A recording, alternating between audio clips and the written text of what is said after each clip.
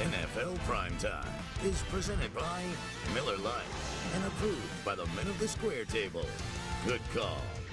And now, here's your host, Dre, aka Beats by Dre, aka your HFFL commish.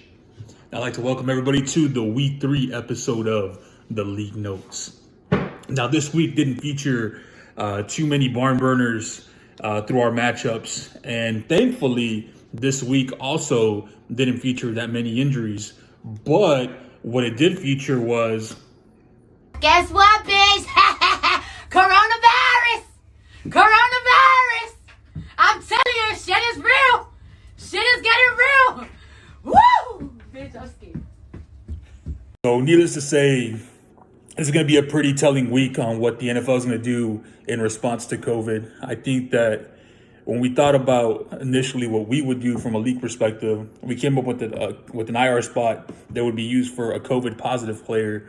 But as for right now, I don't think any of the marquee players that are playing have been tested positive for COVID. I think it's more, along the lines of seeing what the NFL is going to do with the game. They've talked about moving it to Monday or Tuesday. So we got to see if that game, if it's played on a Tuesday, would contribute toward this week's fantasy output in some way. I mean, I don't see why, but again, it's on a wait and see basis. Or they talked about moving it to bye week. So, again, for everybody, I think we got to be flexible. We got to be fair, especially for the teams that were impacted by this move, since nobody could foresee what's going to happen until it actually happens. So, again, want to get some dialogue after this week to see what's going to happen, and then we'll take it from there. But to move forward with this week's League Notes, we got to kick it off too. Welcome everybody to this weekend's episode of The Blitz. Without further ado, we're going to kick it off to the week's first matchup, which is Kareem Pie versus Main Event Mafia. Main Event Mafia was doing a lot of trash talking throughout the week. And granted, his team did put up a formidable 130.8, but it was Kareem Pie who absolutely went off this week, scoring 160.75 for the week's high score.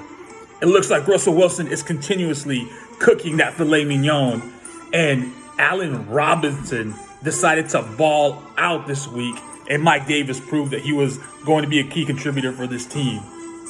Now, I do want to say that perhaps Main Event Mafia was a bit harsh with his comments to Kareem Pie, but it's Kareem Pie with his comments now toward Main Event Mafia.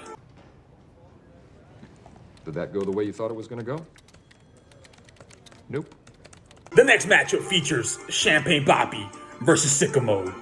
And I think that we all knew Champagne Papi was going to win this matchup, especially with a beast of a team. I mean, who can beat this team when Alvin Kamara is scoring 40 burgers?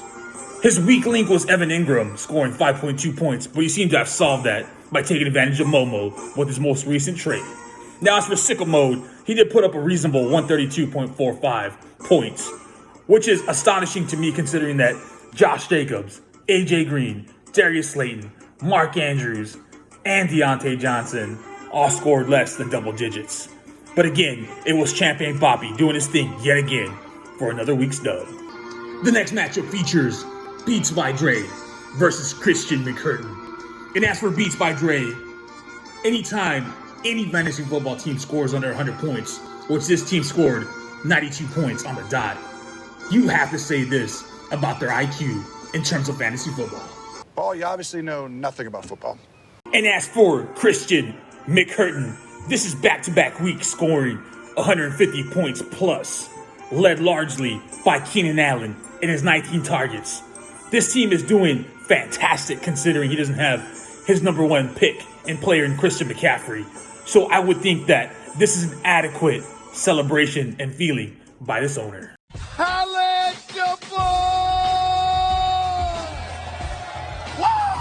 The next matchup with Ground and Pound and that little motherfucker with glasses was a close contest. Ground and Pound did have a solid performance where Derrick Henry finally showed up with 2 touchdowns. But it was that little motherfucker with glasses that finally got the monkey off his back with 2 huge 30 burgers by Josh Allen and Tyler Lockett. So congrats to the former champ getting his first win of the season. The next matchup between Chubby Zeke Mo and the 2020 Visionary turned out to be exactly how I called it, with the 2020 Visionary getting the dub. I mean, when Jackie Robinson goes for 30 and the Colts defense going for 27, it's no wonder you're able to pull off the victory. And as for Chubby Zeke Mo, I believe this team was in panic mode after trading a top 3 tight end in Darren Waller for Scary Terry. Now I get you throw the Ohio State Buckeyes and you're a homer, but you're trading a top 3 tight end for a wide receiver that's getting passes thrown to him by trashkins. It's like, come on, bro. It's too early in the season for that type of move. Last, and certainly the least, we have Get Gronked Up versus Armani Tots. Not a whole lot to talk about here, especially when the winning team scored 107.7. So congratulations, Get Gronked Up, for your win of the week and that crucial 1 point. Looking at the week 4 matchups, we start with Chubby Zeke Mo versus Champagne Bobby. Now, I believe Champagne Bobby has the most players that are impacted with this COVID outbreak. But if all goes according to plan, and everybody can play still, give me Champagne Bobby. Next, we have Armani Tots versus that little motherfucker with glasses. Now, I'm glad to see Armani Tots has Michael Thomas back, but I still gotta take that little motherfucker with glasses during this matchup. Christian McCurtain versus Sicko Mode. This could be an interesting matchup, especially if Sicko Mode's wide receivers can finally produce for his running backs. But you gotta give me Christian McCurtain, especially with Kenny Golladay back. Main Event Mafia versus Get Gronked Up. The injury to Chris Carson is a bummer for Get Gronked Up, so I gotta take Main Event Mafia in this one. Visionary 2020 versus Beats by Dre. Again, Beats by Dre needs to start doing something before I can consider him, so I gotta take 2020 Visionary in this matchup. Last but not least, we got Cream Pie versus Get Ground and Pound.